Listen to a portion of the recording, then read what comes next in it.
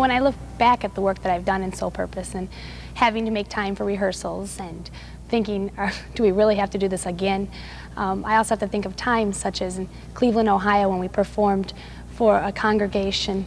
We performed the story of the raising of Lazarus and the message of sometimes we just have to let go of the past in order to embrace new things in the future. And I remember a lady came to me after the performance, and she just thanked me, and she said, I really needed to hear that.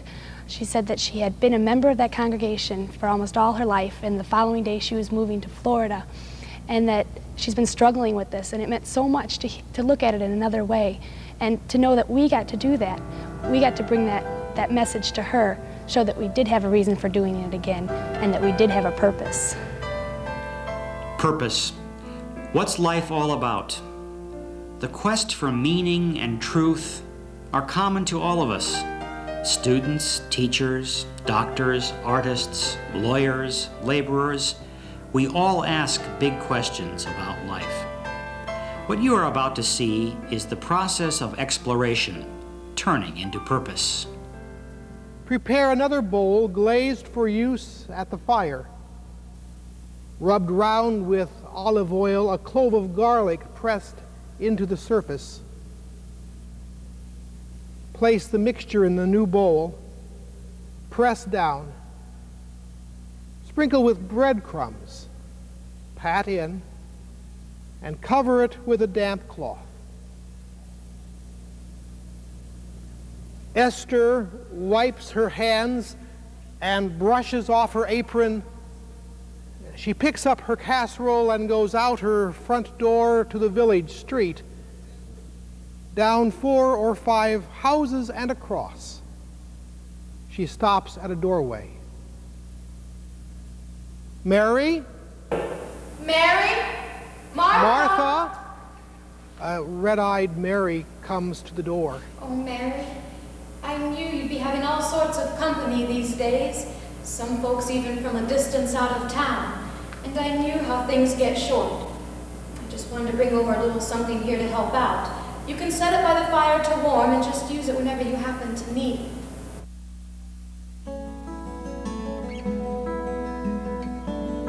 The mission.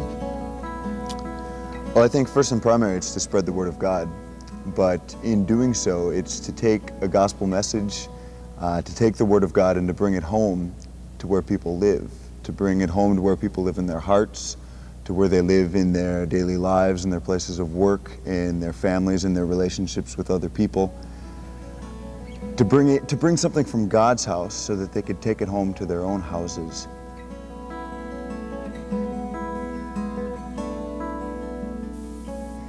Well, I think the best thing about being a member of Soul Purpose is the fact that we are a family of individuals who share some very strong, similar beliefs and loves.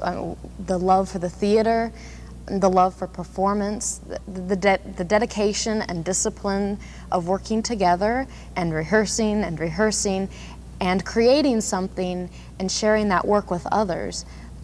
But I think the main difference between regular theater and Soul Purpose is the Christian faith.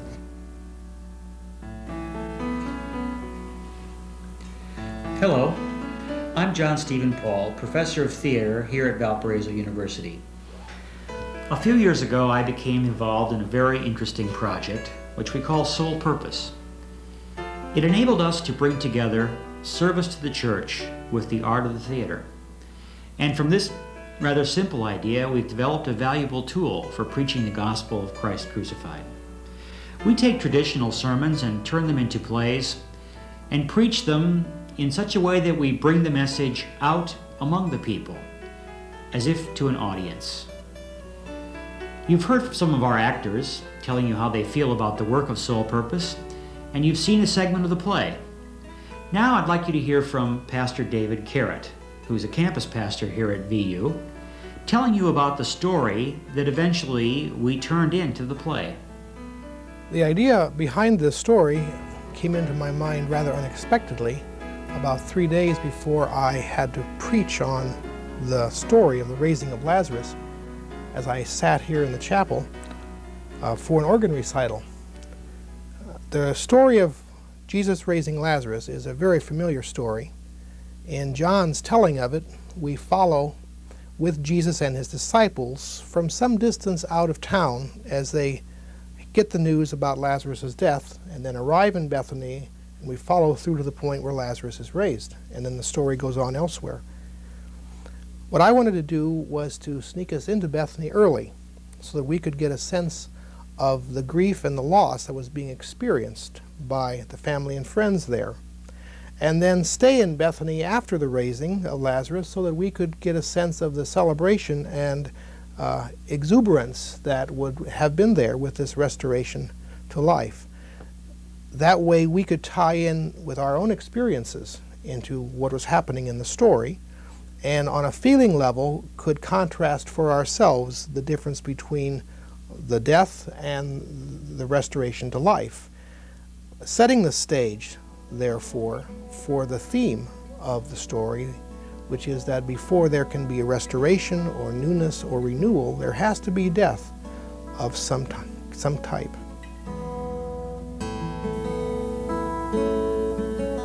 I think that another important impact of this kind of a play is that through the structure and the style and the language, it's a very inclusive play. And so the people, it's not actors and congregations. It's everybody kind of reliving a segment of life and trying to understand a section of God's Word. I think another very important effect of this is that people realize that they're not alone.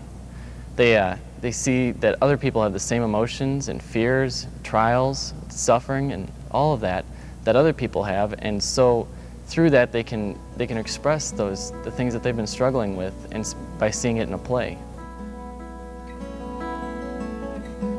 Our repertoire includes The Brother, And They Danced, and Annie's Party.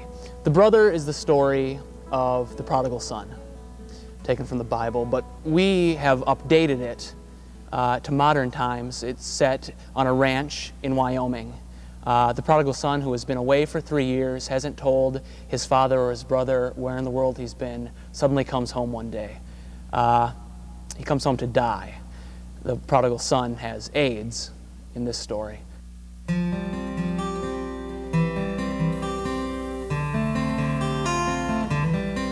We begin the process of transforming Pastor Kehret's sermon into a live drama by first gathering to read through the play. Then there is time for discussion and questioning of the play's meaning and its message. Okay, so Matt, would you take it from then? The music would slow. There is no new life until something old has been put away. There is no born again until there has been a burial, which made it necessary for his companions to put him away in a tomb. We know finally what it means to be born again. We have come to face that being born again means to be born again and again and again and again and again and again. Kevin? And we have come to acknowledge that if we are to be born again and again and again, we must also die again and again and again. Well, it seems to me that there are 3 parts to the story, each one of which we're going to have to take into account when we put it into dramatic. First is the story of the raising of Lazarus from the Gospel of John, straightforward, almost right out of the Bible. Then there is the second part, which is the party scene following Lazarus' resurrection, which is non-biblical, at least I don't find it in the Bible. And then thirdly, there's the sermon part. Not to say the preaching part, but the part which takes the meaning of this story and finds specific applications of the principles of the gospel story to daily life. Right? I mean, to a certain extent it might be considered preaching, but I think it sort of interprets and opens up more. Well, maybe you prefer the word direct. Yeah, I mean, I wouldn't call it preaching. But also in our everyday life, the little deaths, there's reason to celebrate because there's something better out there for us. I like this line on page 6. Yet the death and the resurrection we are talking about here is as real and down to earth as the death of Lazarus, which made it necessary for his companions to put him away in a tomb because he was going to smell. Okay, so there are 6 parts. Lazarus and Jesus, Mary and Martha, and I think we'll need a narrator. We'll call him Mark, and then the invented character Esther. All right. So, Christine, you take Mary. Ben, take the narrator, Mark. Kevin, Jesus. Matt, Lazarus. Leah, you play Esther. And Carrie Ann, you play the other sister, Martha. All right?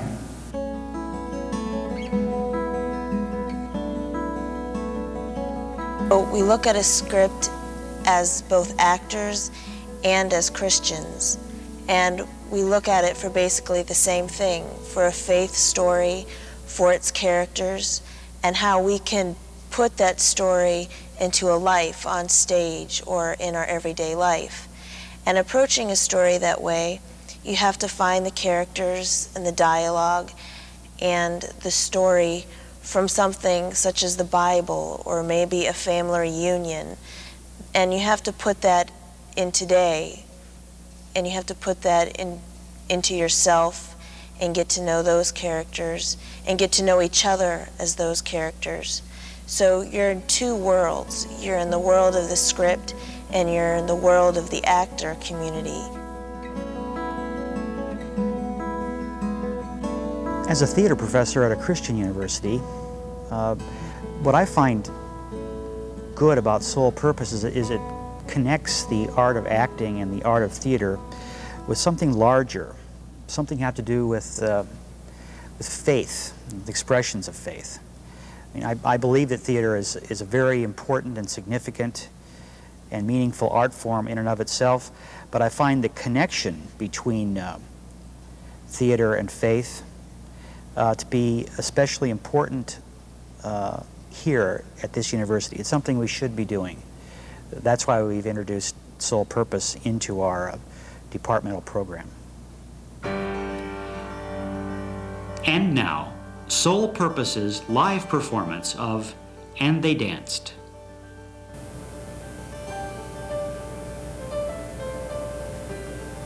Four double handfuls of vulgar wheat steamed until it cracks open.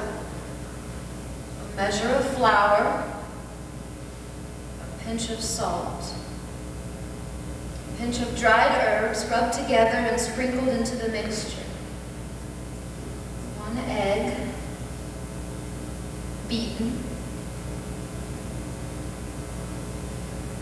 Enough broth to give it moisture. Mix together.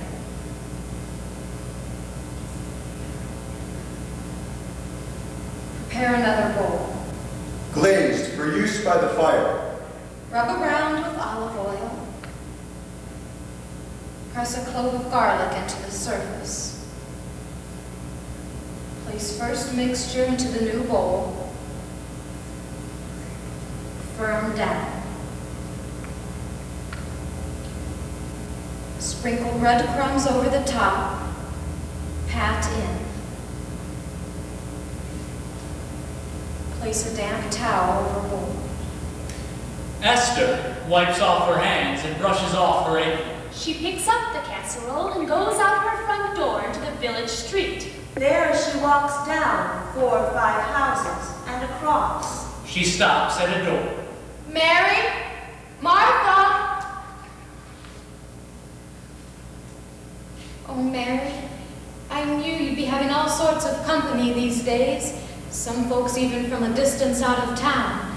And I knew how things get short. I just wanted to bring over a little something here to help out. You can set it by the fire to warm and just use it whenever you happen to need it. And, Mary, I just wanted to tell you how sorry we all are about Lazarus. We had hoped and prayed like you and Martha did that Jesus could get here in time. But with Lazarus taking ill so fast and going so quickly, well, we just want you to know we're so sorry. We're so sorry. Lazarus was dead. Against everybody's hopes, Lazarus was dead.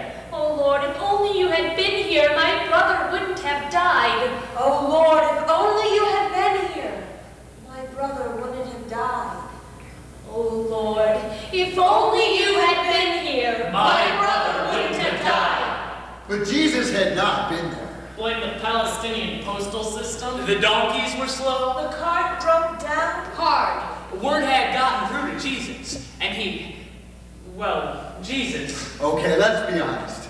Jesus just dilly-dallied around for a couple of days before gathering up his disciples and heading to Bethany. When he got there, it would be too late. There would be no healing miracle in Bethany when Jesus got there. There would be no just in the nick of time and everything back to normal that day. Jesus would not be led to a sick bed, but to a graveyard. There he would stand in front of a tomb.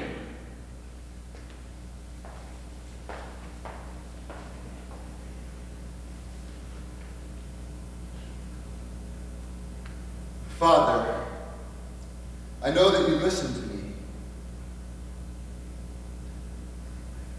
Lazarus, come forth. Lazarus, come forth.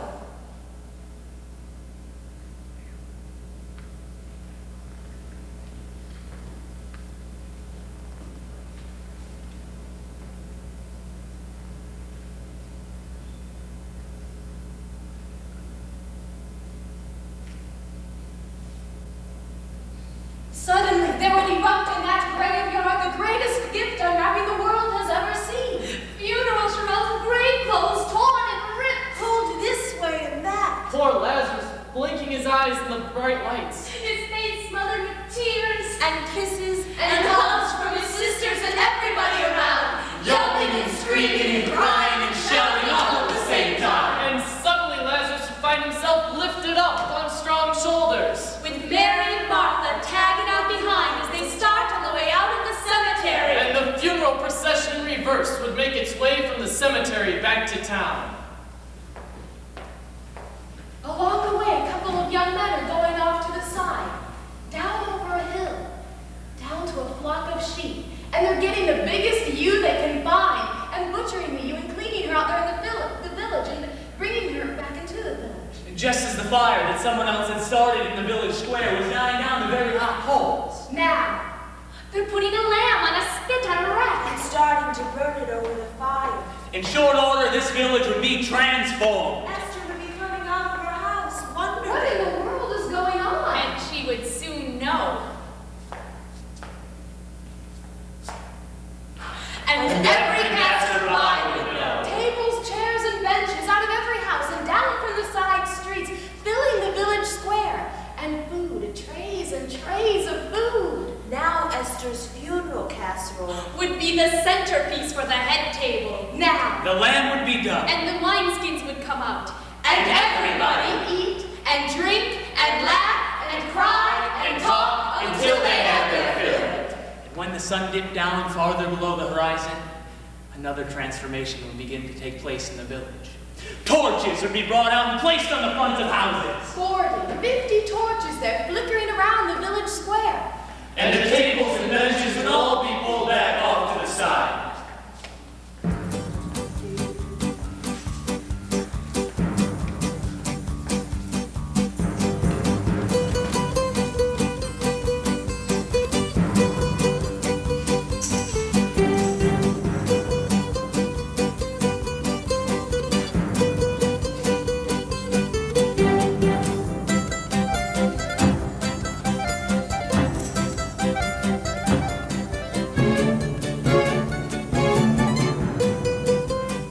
And down at one end, 6 stout chairs placed in a row.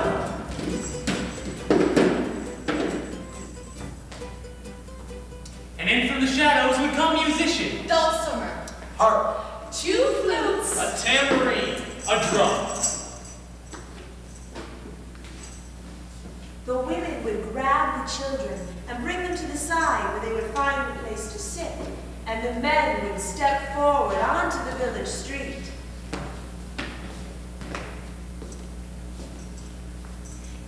Then the music would start.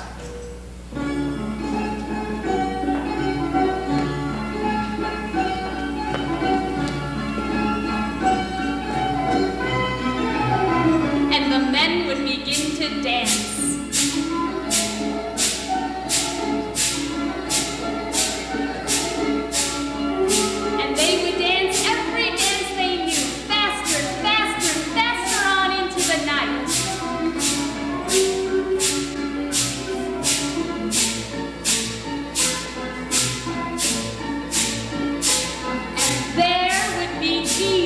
the center of them, dancing, his hands in the air, his legs and feet moving to every step he could remember. His robe swaying with his body while the torchlights flickered on the whole affair.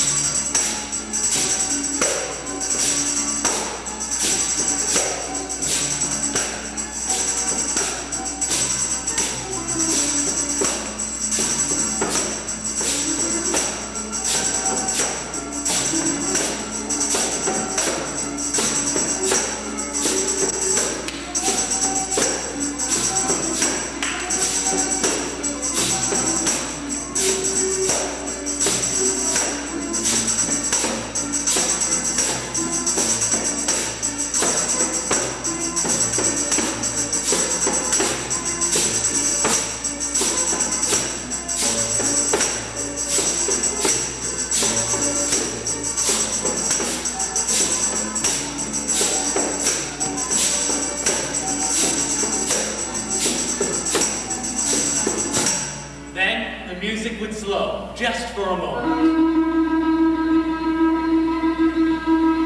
And slowly, the men of the village would pull back off to the side. They'd find a place to sit. On the ground, on benches.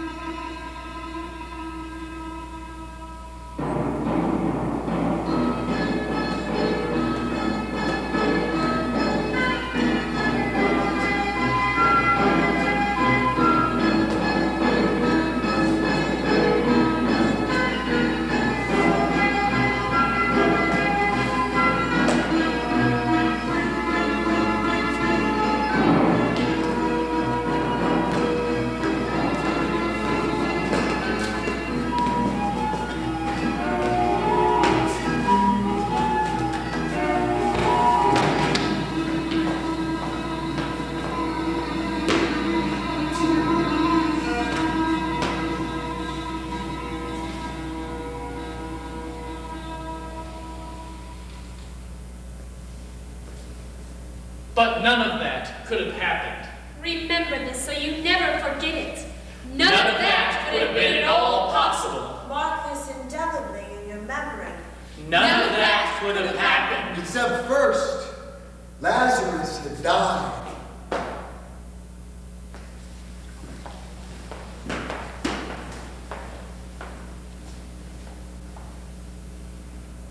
Death and resurrection. Death and new life. That's what the weeks of Lent are all about. And that's the Easter message. Not just resurrection. Not just new life. But death and resurrection. Death and new life. For there is no resurrection. Unless there's been a death. There is no new life. Unless something old has been put away. There is no born again. Until there has been a burial. We've heard that before. but we tend to spiritualize such thoughts out of reality. Yet the death and resurrection that we are talking about here is as real and down to earth as the death of Lazarus, which made it necessary for his companions to put him away in a tomb. Because he was going to smell. That's how real this death is that we're talking about, and the resurrection that follows. All of us have experienced at some time in our life the dying, the letting go of one life for a new one. We left high school. We had to let go. Had to let a part of ourselves die to go into the university. We have all moved from one place to another. We have experienced the letting go of the past in order to embrace the new life of the future. We have lost loved ones and have known the letting go that has to be done before our own lives can go on. We had to change jobs or vocations and have known death, the dying, the letting go of one thing so something new can take place. Some of you know how terribly hard such dying is, how so unbelievably hard it is that sometimes we find it just impossible to let go and cling for dear life to dying things, unable to take our hands off it. Those of us who are struggling and can't get free from the misuse of alcohol and drugs. Those of us who are caught in a relationship that we know has no future, yet we lie to ourselves about how fantastic this is going to be for us and for the other person. Because we just can't let it die and let go. It's too scary. Those of us who've had the courage to let go and know what a wonderful new life is possible when we allow something to die in order that a resurrection can take place. Those of us who have been willing to let go of attitudes and ideas in order that new attitudes and ideas can be born. Those of us who together have let one relationship die in order that between us a new relationship can sprout and grow. Know the courage it takes and the joy. We know finally what it means to be born again. We have come to face that being born again means to be born again, and again, and again, and again, and again. We have come to acknowledge that if we are to be born again, and again, and again, we must also die again, and again, and again. We have learned that in dying, new life comes. That in dying, an invitation to rise comes to us. That it is from inside the tomb that we hear the voice of Jesus. Lazarus, Carrie-Ann, Christine, Leah, Ben, Kevin, Matt, come forth.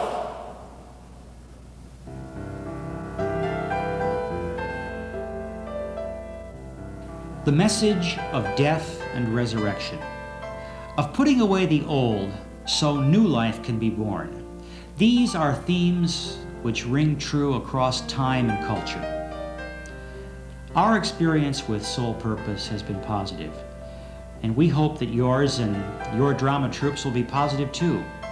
Soul Purpose has had the opportunity to travel across the country, producing plays that affect not only the viewers, but the participants as well. At the end of this video, you will find a step-by-step overview of the staging of the main sections of this play. Please keep watching, and thanks for the opportunity to share with you our experience. Let me leave you now with Pastor Charles Worth. He's the Director of Church Relations here at the university. I hope you enjoyed the play. I know that I did. But I can imagine that some of you are saying to yourselves, well, sure, they can do that at a university with lots of resources, but we could never do that here at our church. But you can do it, and I hope that through this video, you have begun to see the possibilities. You don't need a professional drama troupe. Elaborate properties and expensive costumes are not essential. All you need is a group of willing people and a little bit of imagination. In this video, we've tried to give you some helps and hints how you can do it right there in your own church. Begin with an idea. Sermons are good sources of ideas. Your pastor writes sermons week after week. Any one of them could become the basis for a chancel drama. Your church is filled with talented people. Get a group of those people together and encourage their creativity. Putting the script together can be fun and enlightening. Think of it as a Bible study. Yes, there are decisions to be made. Dr. John Stephen Paul of our Theater and Television Arts Department made choices about costume pieces and properties, about colors and shapes, music, movement, and dancing. They were his choices, but they don't necessarily have to be your choices. Use the video as an aid to preparing your performance, but above all, be creative and use the resources you find at your church. Blocking and staging can prove to be challenging. Don't let it discourage you. The how-to section of the video should prove to be helpful in guiding you. Dr. Paul has demonstrated blocking step by step. If you need further help or advice, feel free to call or to write to Dr. Paul. I hope you will perform this play. With the video, we've included a copy of the script, and you're welcome to make as many copies as you need and to perform it as often as you wish. But more important, I hope you'll take the opportunity to create your own play. Why don't you start with the Bible? The Bible is filled with interesting stories, colorful characters, and meaningful lessons. The church has been using the Bible as the source for religious drama for thousands of years. Best of all, it gives us the message of God's love for us in Jesus Christ. Good luck, and I hope you will enjoy using this very special tool of drama in sharing the message of God's love in Jesus.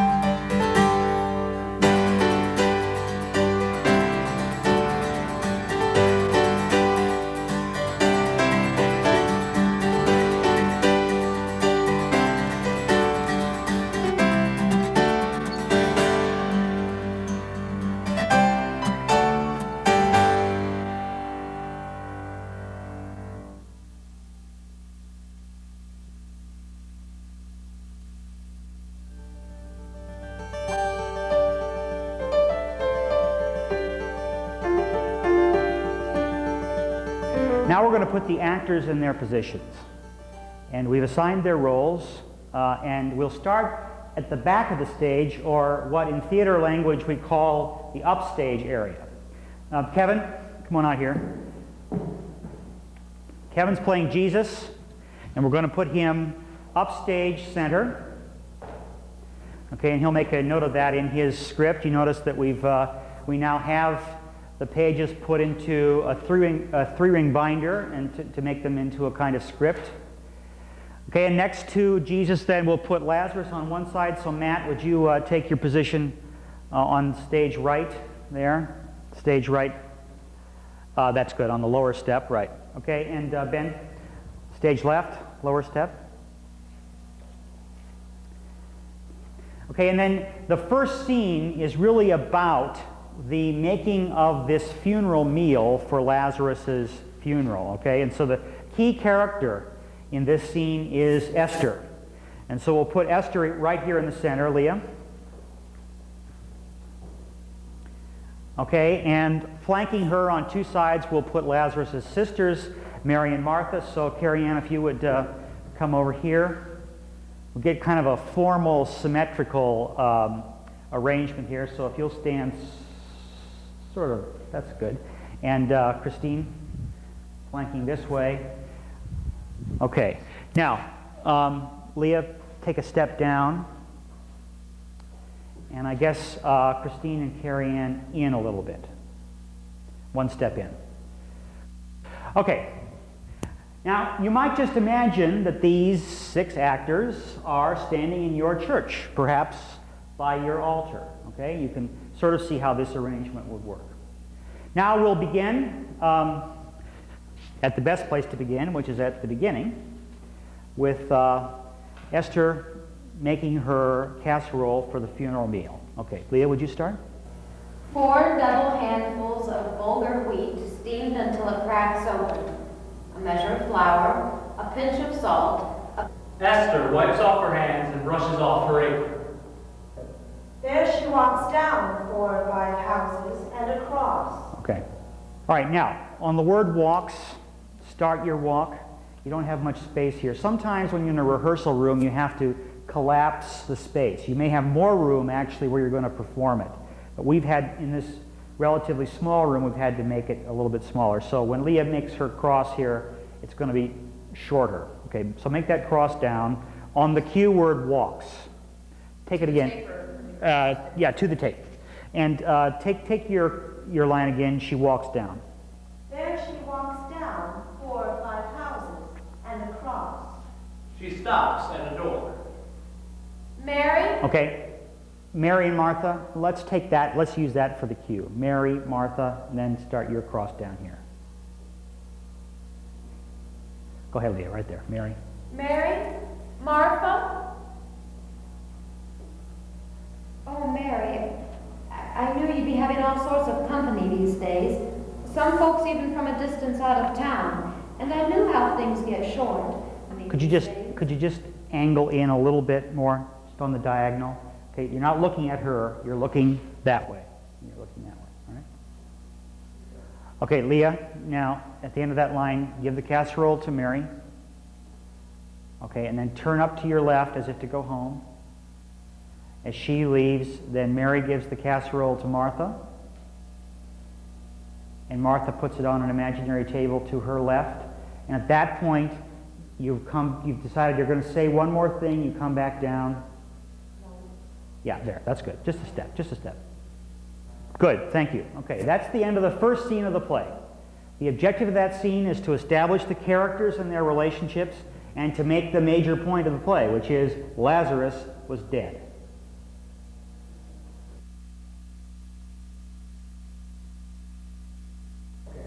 Now let's turn to another key scene in the play, the actual raising of Lazarus by Jesus. All right, in this scene, we begin with the actors all in a line, downstage, a straight line, and it starts with a chorus line where everyone speaks together. And my suggestion for getting people to speak together is to make like a choir director. Okay, you ready for that first line? There he was standing in front of a tomb. Kevin, you do not say this line. Okay, right? Okay, ready? There he would stand in front of a tomb. Okay, now remember how you feel at that moment. Jesus has just come too late to save your brother and your dear friend. So you're angry at him. All right, I want to hear that anger in your voice. Ready? There he would stand in front of a tomb. All right, at this point then, Lazarus will go about half the way from the tape line to the back of the church, however far that might be. Okay, he simply goes off to an area that represents his tomb. The rest of the cast, who are angry with Jesus, sort of turn on their heels and walk upstage in a very determined fashion and keep their backs to the audience, leaving Jesus alone here to say the prayer that Lazarus be raised. Okay, let's take the chorus line one more time. Let's make that cross then, all right?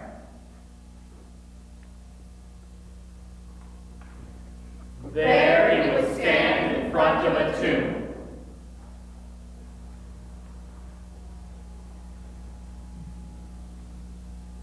Father, I know that you listen to me. Lazarus, come forth. Okay. Now, we have another sort of semi-chorus line here, which is an echo of Jesus' prayer. Lazarus, come forth, the chorus will say.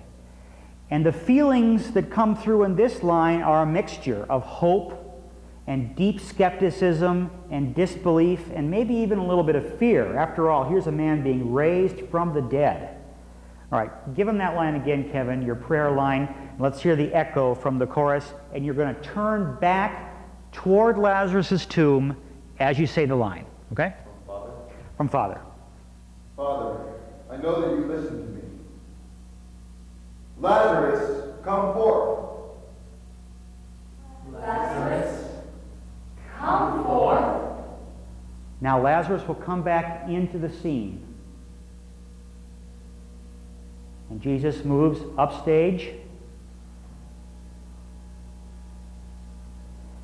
And we're looking at him with a mixture of fear and surprise, shock, all those kinds of feelings. And Leah, ready? Suddenly, there would erupt in that graveyard the greatest gift unwrapping the world has ever seen. Funeral shells and grave clothes torn and ripped, pulled this way and that. Okay, now I know it's hard to do it with books in hands, but what you want to do is somewhere between hugging him and tearing him apart. Okay, you're so pleased to see him alive here. When we get rid of the books, we'll actually be spinning him around. All right, let's take from suddenly once again. Suddenly, there would erupt in that graveyard. Can we do it again and hear the D's in there? Suddenly. Suddenly, there would erupt in that graveyard the greatest gift unwrapping the world has ever seen. Funeral shells and grave clothes torn and ripped, pulled this way and that. Poor Lazarus, blinking his eyes in the bright light. His face smothered with tears and kisses and hugs from his sisters and everybody around, yelling and screaming and crying and shouting all at the same time. Okay, now guys, drop your scripts. Just drop them on the floor. Okay, now we're going to do a little acrobatic work here. You'll see what I mean in a moment. Leah, would you take a position just upstage of Lazarus? This is for safety. Okay, the line is here, and is it suddenly? All of a sudden. No, what is it? Suddenly Lazarus would find himself in the Okay, and suddenly Lazarus would find himself lifted up on strong shoulders. Okay, can we get the lift on up? Okay, I'll say the line. And suddenly Lazarus would find himself lifted up on strong shoulders. With Mary and Martha tagging on behind as they start on the way out of the cemetery. And the funeral procession in reverse would make its way from cemetery back to town. And they tag along behind him.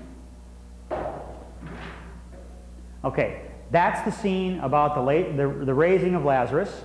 And now we're ready to go on to the party.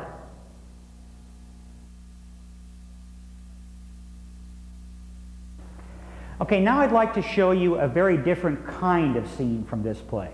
The first two scenes that we've staged here have been sort of natural or realistic scenes about characters interacting with one another in a story. But now we're going to look at a scene that's much more formal. You might even call it rhetorical, or some people might call it more like a sermon itself, like we're dividing up the lines of a sermon. You'll find people in formal arrangements like squares and triangles and straight lines. Let's go through it. Okay, first of all, could you stand by your chairs as if you were just getting ready to take off your party clothes? Now in this scene, everyone is wearing 3 items of costume: a scarf, a hat, and a vest, all of very bright colors. And you'll see those costume pieces a little bit later. They all have those costume parts on now.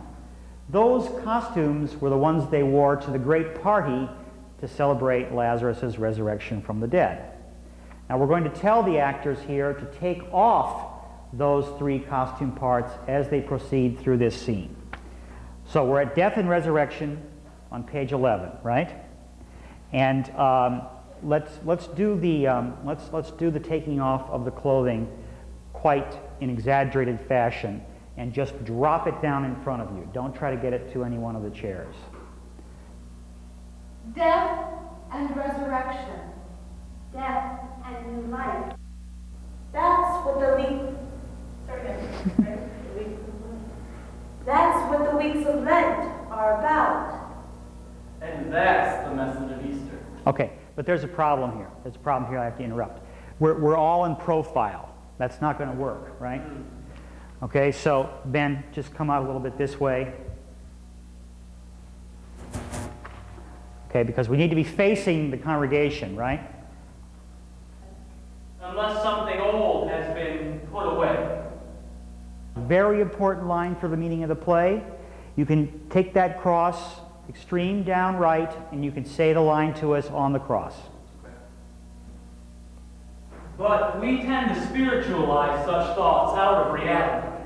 Yet the death and resurrection we are talking about here is as real and down to earth as the death of Lazarus. That's how real this death is that we're talking about, and the resurrection that follows. All of us have experienced at some time in our life the dying, the letting go of one life for a new one. Make your move here, Kevin. Extreme left. We left high school. We had to let go. Had to let a part of ourselves die to go into the university. We have all moved from one place to another. We have all experienced the letting go of the past in order to embrace the new life of the future. We have lost loved ones and have known the letting go that has to be done before our own lives can go on. We had to change jobs or vocations and have known death, the letting go, the giving up of one thing for something new to take place. Some of you know how terribly hard such dying is. Watch the spacing and make those adjustments. Watch the spacing. How so unbelievably hard it is that sometimes we find it just impossible to let go and cling for dear life to dying things, unable to take our hands off of them. Those of us who are struggling and can't get free from misuse of alcohol and drugs. Those of us who are caught in a relationship that we know has no future, but we lie to ourselves about how fantastic this is going to be for us and for the other person. Because we just can't let it die and let go. It's too scary. Okay, and that's the last costume piece now that's taken off. Now the actors are in their basic black and white costumes. No more fancy pieces. And that's the end of this scene, too. The scene in which we begin to apply the lessons of the raising of Lazarus to the daily lives of those people watching us from the congregation.